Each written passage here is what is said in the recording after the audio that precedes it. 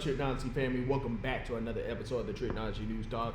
Today, we got some Stanley Cup and NBA Finals news, other mainstream news to talk about, and a movie review for y'all today.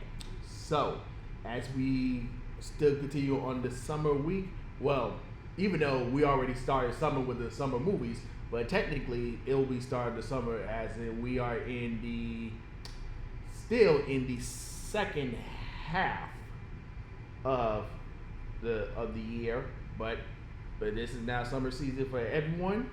But yep, school's about to go on vacation, yep, and everything else. But let's get into our mainstream news to talk about. Alex Gardner is set to direct the live-action Elden Ring movie for A24. This is going to be interesting. A24 is getting into the live adaptation video game series. So this is going to be very interesting to see how the movie looks. So I'm counting it's going to be really good. Mark Ruffalo is set to return as Bruce Banner, aka the Hulk, in Spider-Man Brand New Day. So is the Hulk and Bruce Banner is going to be Spider-Man's mentor in this one? I thought it was going to be Daredevil, but hey, we'll just have to wait and see. Avengers Doomsday and Secret Wars has been pushed back, as Avengers Doomsday was set to be released on December 2026 and Secret Wars to 2027. Now, I got y'all the official release date on Doomsday.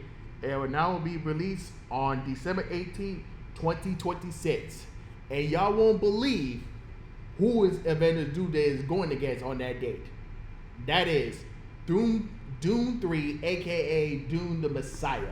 Man, that's going to be crazy. And if y'all look at the list of movies that's coming out on December 2026, man, you got Avengers Doomsday, Doom 3, Jumanji 3, Ice Age 6, Robert Eggers' Werewolf. Like, next year's December is stacked. Man, that is so crazy. But that's all the mainstream news. Now let's get into our main topics. First, we're going to be talking about the 2025 Stanley Cup Finals. Now, it is going to be a rematch from the last year's Stanley Cup Finals between the Eastern Conference, the defending Eastern Conference champions, of course, our Florida Panthers, against the defending Western Conference champions, Edmonton Oilers. Now, unlike last year, the Oilers will have home field advantage this year due to having the better regular season record. This will be their sixth consecutive finals feature a team. This will be a sixth consecutive finals to feature a team from Florida. This will be the first time since 2009 that both finalists from the previous seasons return to the finals in the following year. It will be the first time then since 2012 that neither team has the home ice advantage in the first three rounds. All I can say is, go Panthers. Now, moving on to the NBA Finals. Now, this is going to be new, as the new Eastern Conference champions, the Indiana Pacers, go against the new Western Conference champions, Oklahoma City Thunder. Now, with the record of 68-14, the Thunder will have home court advantage in the finals. For a seventh straight year, the NBA will not have a repeating champion, the second long stretch in the league's history, after the defending champions Boston Celtics was eliminated by the New York Knicks in the second round, ending their bid to go back-to-back.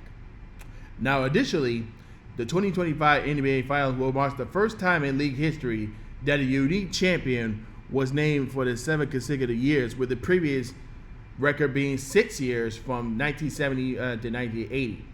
This will also be the first time since 2026 to feature two teams vying for their first NBA championship.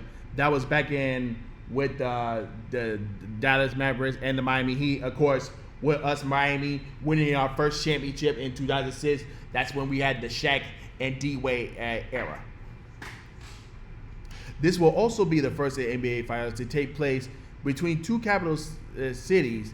Two cities are extremely close to one another and about a 11 to 28 hour drive car.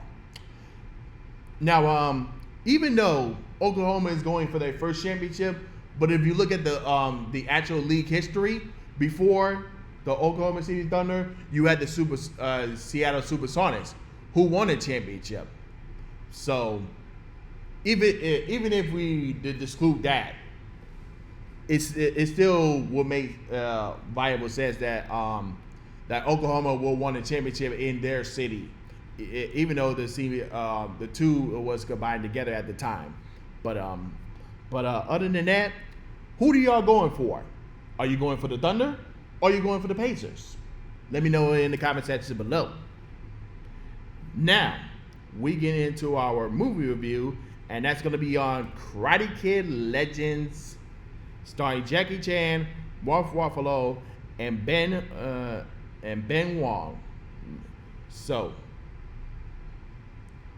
in this new Karate Kid story, after moving into New York City with his mother, Kung Fu prodigy Lee Fu struggled to let go of his past as he tried to fit in with his new classmates. When a new friend needs help, Lee entered a karate competition, but his skills alone weren't enough. So with the help of Mr. Hong and Daniel Ruff, he soon learns to merge two styles into one for the ultimate martial arts showdown. Now,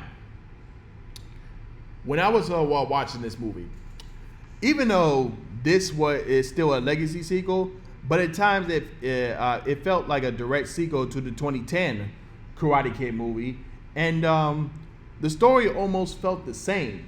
If you look back at the 2010 Karate movie, like it shows a new kid from living from his home from Detroit, and go to China because his mom got a new job, and he learns Kung Fu and all this stuff. So this was kind of almost the same, but just the entities was role reversed and the city was reversed. But you get what I said from there.